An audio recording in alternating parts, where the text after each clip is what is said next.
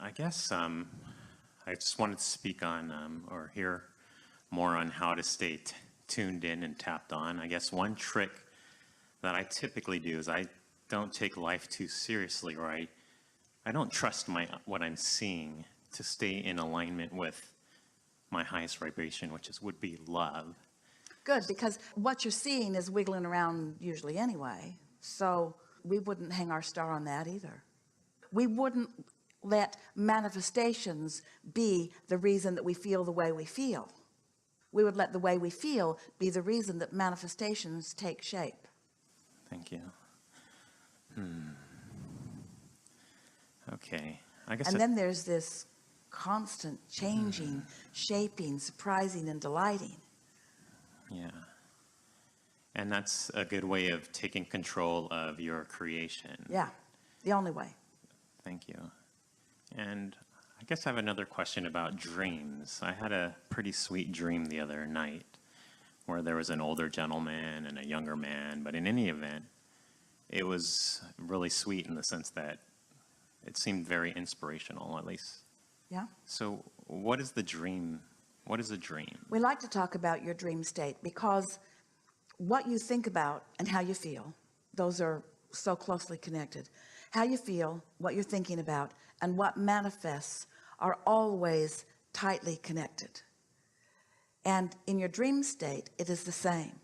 But your dream state is more fluid, or better said, easier to accomplish. Because while you are sleeping, the momentum of your resistance has subsided so much that your dreams can manifest more quickly. But your dreams are evidence of the vibration that you've got going on, especially if you have a recurring dream. That means you've got a pretty steady vibration going on, and the content of the recurring dream is because of what you've got going on vibrationally. So if you have a recurring dream that is really pleasing, don't change anything in the thoughts that you purposefully think or the processes that you may deliberately apply. But if you have a dream that is unsettling, then you do have, if you want to feel better, some focusing to adjust. Great, thanks. Is there any question that you get what you think about? Isn't there evidence in your experience all the time? We just like it so much. These are really fast-moving times. The time between your thinking of thoughts and the speeding up of those thoughts and those thoughts turning. We were talking some time ago about 17 seconds and another 17 seconds and another and another and another. And once you cross the 68-second mark, that's actualization time. In other words, that's time for something to turn to something that is more obvious for you.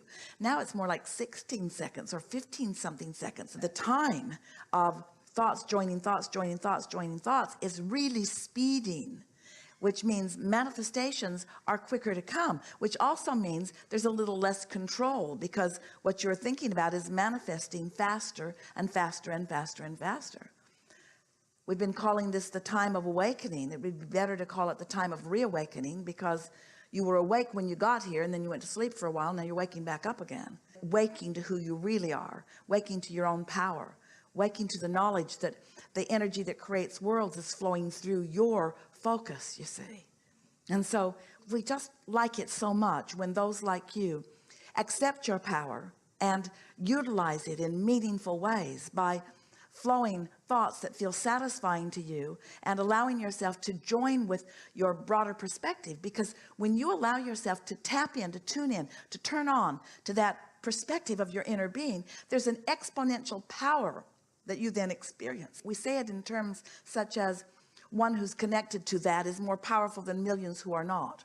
Or we say it in terms that there's a leverage in alignment that requires so much less action. It's like doing the work by allowing the vibrations to set it into motion, and then you use your action to notice or reap or pluck the benefit of what you've created with the power of your mind. But so many people are miscreating with their thoughts all day long, and then they're using the majority of their actions to clean up the mess, to compensate with what they could have done with thought that they were not doing with thought.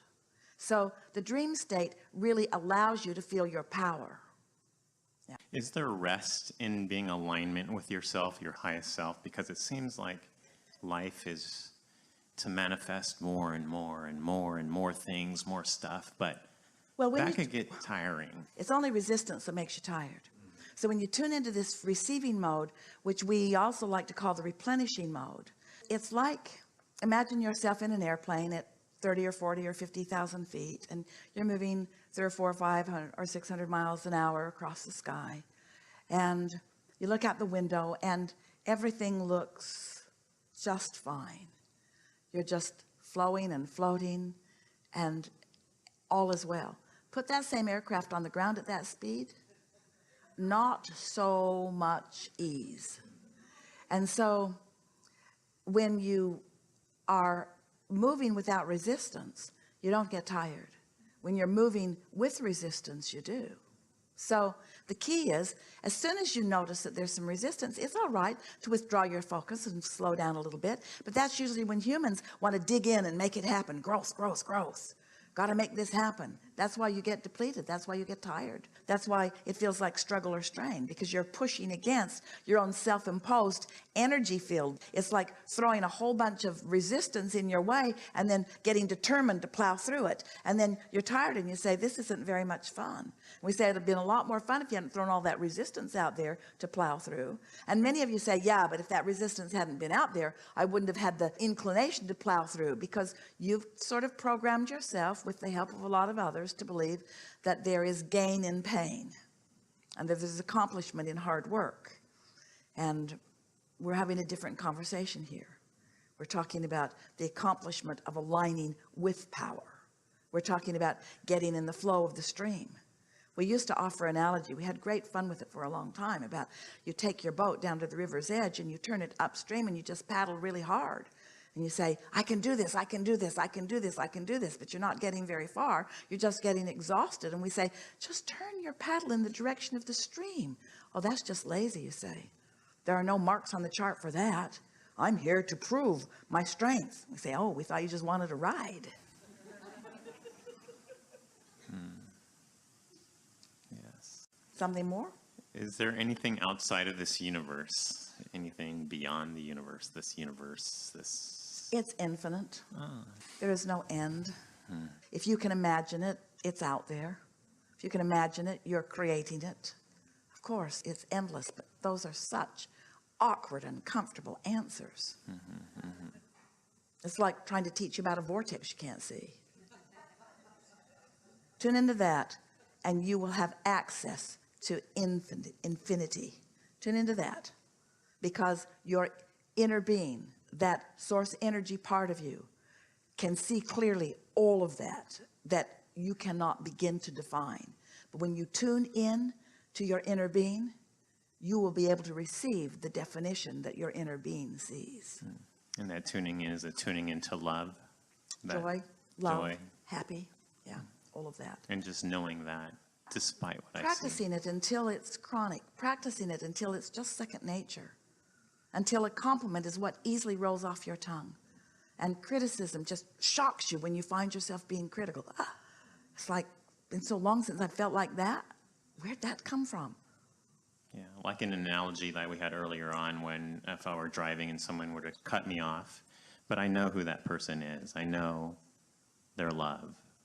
They are love. And despite what just happened, I can Oh, that's say, just no, crazy talk. Is that, what is that? Yeah, is that? Yes, of course. That's who they mean to be. That's who they want to be. And their arrogant or awkward or negative behavior is evidence to you that they're not in alignment with who they really are. If you saw someone in the street bleeding, you would want to help them. But when someone cuts you off in traffic, you want them to die. We might be extreme with that remark. And yet they are in as much need of understanding and care as someone who's lying in the street bleeding. Yeah. Great. I think I'm complete. Really good.